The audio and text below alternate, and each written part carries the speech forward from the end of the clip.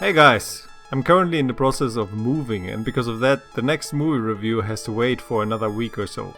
But since I committed myself to one upload a week, I thought I'd use an older script that I worked on a while back about video games in China.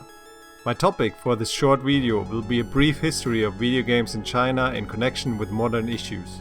While I think that briefly analyzing and presenting video game history can be quite a challenge, its status as a $100 billion industry makes it important to take a closer look, especially in the ever-expanding Chinese market. The history of video games and its connection to modernity touches upon various modern subjects such as transnationalism, techno-nationalism, globalism, and the development of a modern capitalist market, among others. In this video, I will focus on the change in market, technological nationalism, and the problems of cultural transnational exchange. It is important to remember that within the post-socialist reconstruction era, video games served both as a solution and as a cause between socialist and capitalist ideology. To properly analyze the history of video games in China and the effects it had on its current status, we need to divide it into three time periods.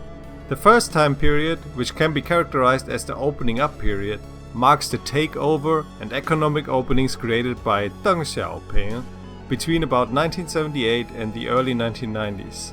The second period, which will be the main focus of this video, represents the introduction of consumer electronics to the main population from both outside and within. The early 1990s to the 2000s experienced a steep rise and fall of the video game market in China and caused changes which are still in effect today. The last period I propose is the period of the creation and dominance of online games on personal computers. It started in the early 2000s, right about the time China introduced its countrywide ban on video game consoles. After Mao's death and the beginning of the economic efforts initiated under Deng Xiaoping, the Chinese market opened a bit more to foreign products. The import of mostly Western-produced video game consoles like the Atari 2600 were mostly seen as carriers of Western values and as such received with great skepticism. The American video game crash of 1983 and the injection of Japanese game consoles into the world market established the economic dominance and video game export of Japanese companies such as Nintendo and Sega. It is to note that the Chinese market was extremely hard to enter into, especially because of the 130% duty tax on most electronic items. During that time, the computer and console industry was mostly marketed to the elite as educational software, and just like the internet cafes during the mid-90s, electronic goods were first and foremost provided to rich citizens or wealthy tourists. Because of the intended use as educational goods, many pirated Nintendo games were spread through China under the disguise of educational software and thus created the first video game fan bases. However, the 1992 Southern Excursion and the following opening of the Southern market flooded big cities such as Guangzhou with electronic media, which can be seen in the high number of arcade halls, at one point peaking up to over 900 in Guangzhou alone. The early 1990s saw a rise of debates about the use of technology to the government and the public. Discussions involving the techno-utopia versus techno-dystopia concerns became more and more widespread in China. Questions such as, do video games affect the Chinese youth negatively, and have video games and PCs failed as educational methods, were discussed within the media and government.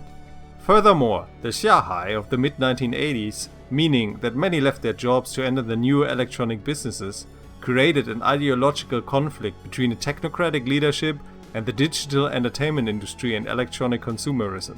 How did companies handle these difficulties? Well, let's take a look at 4 examples, 2 from within China and 2 from the outside. It is not a big secret that within Chinese society, the use of idioms as word of wisdom are often used to support one's own political opinion.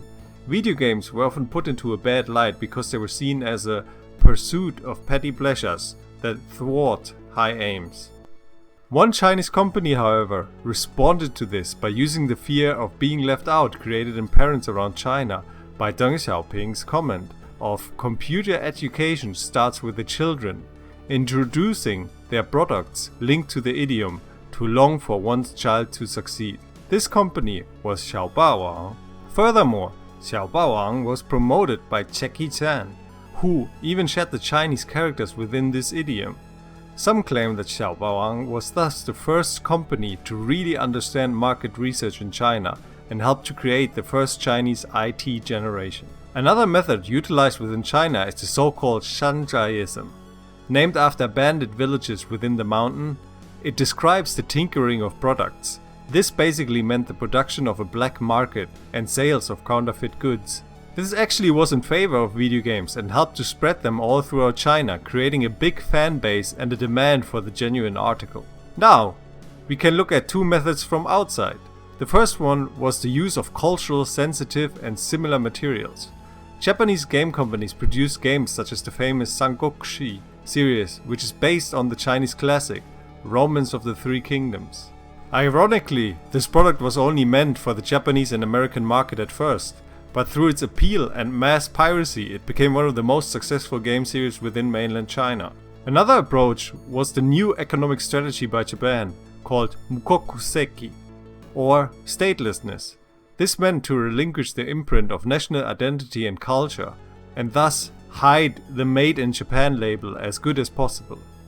This new strategy was greatly successful in bringing games to the still somewhat anti-imperialist and anti-Japanese Chinese market. The late 90s saw an increase in technological nationalism to the point where the demand of products made in China and made for China outweighed the political demand of foreign imports. A rise of research into social diseases created new social stigmas for video game players, and the late 90s crackdown on perceived enemies of the state also led to a government crackdown on video games and especially internet cafes as anti-government ideological goods. This led to a complete ban of video game consoles in 2000. However, this crackdown mostly affected rural areas since the black market was still very strong within more denser areas. The attitude of the Chinese government created a conflict. On the one hand, there was a desire for political and economic independence in transnational trade by applying strict quotas, and on the other hand, the government presented a very neoliberalistic, laissez-faire attitude towards the black market.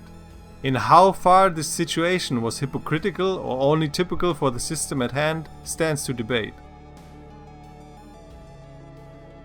The situation recently has changed quite a bit.